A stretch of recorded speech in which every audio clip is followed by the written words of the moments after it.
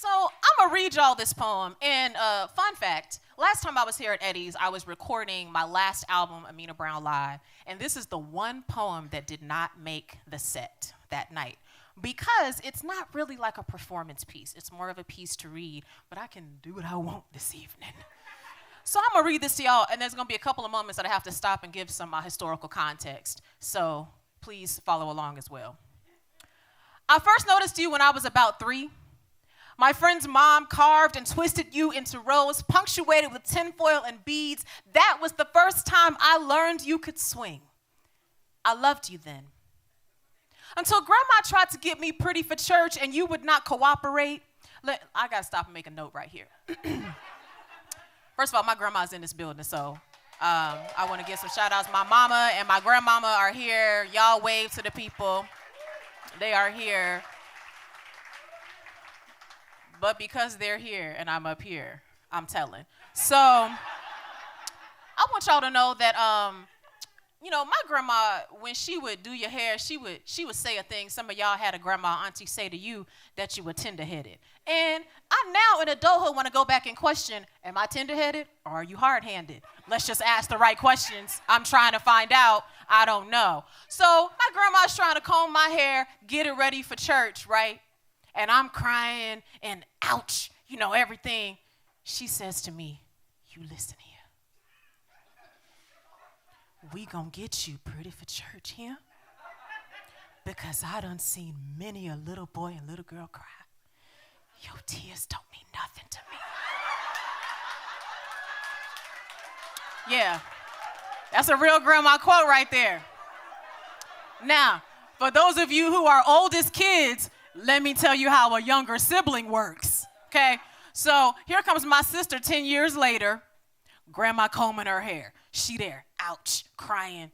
My grandma turned to my mom, Jean, I just can't stand to see Keita cry.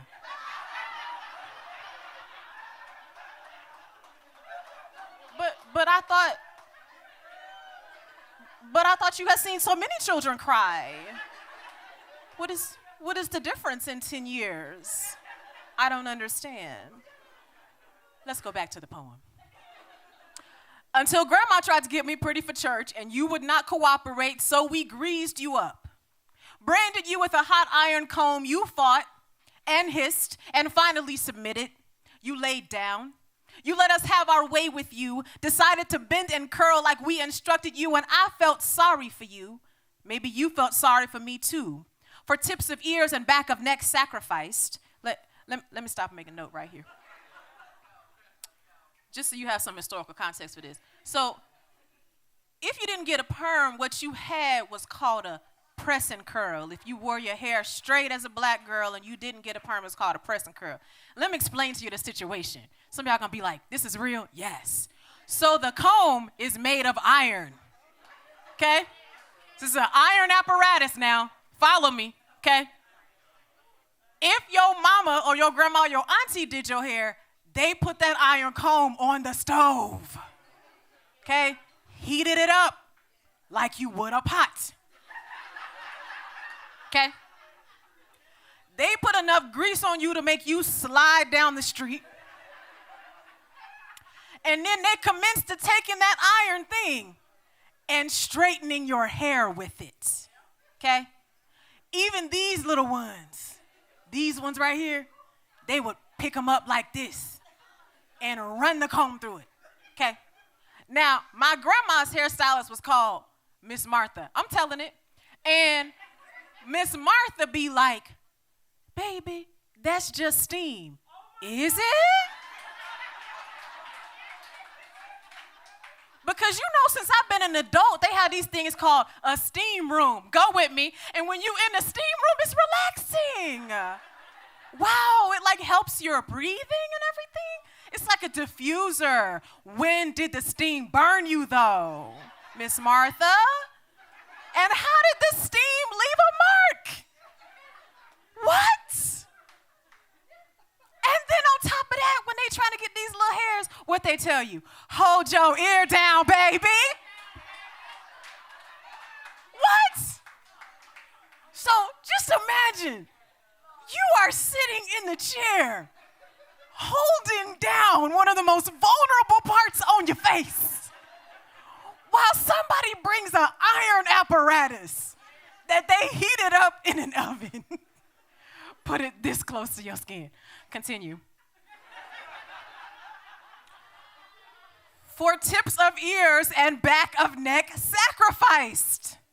For innocent hairs singed.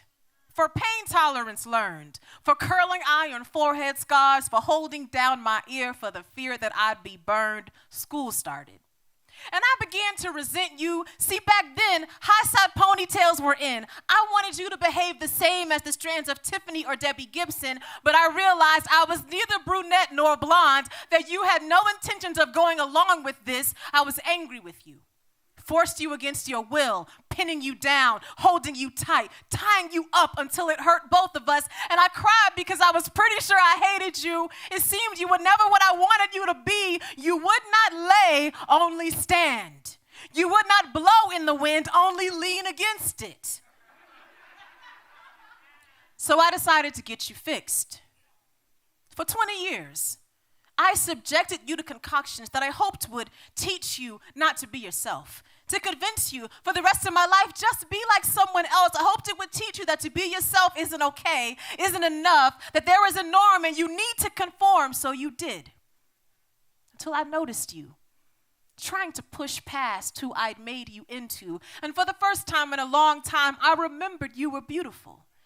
Realized I had wronged you, that maybe it was time to let you be, so I cut you loose. I let you grow. I learned your frequency. You didn't want to be branded, burned, subjected. You just wanted to be free.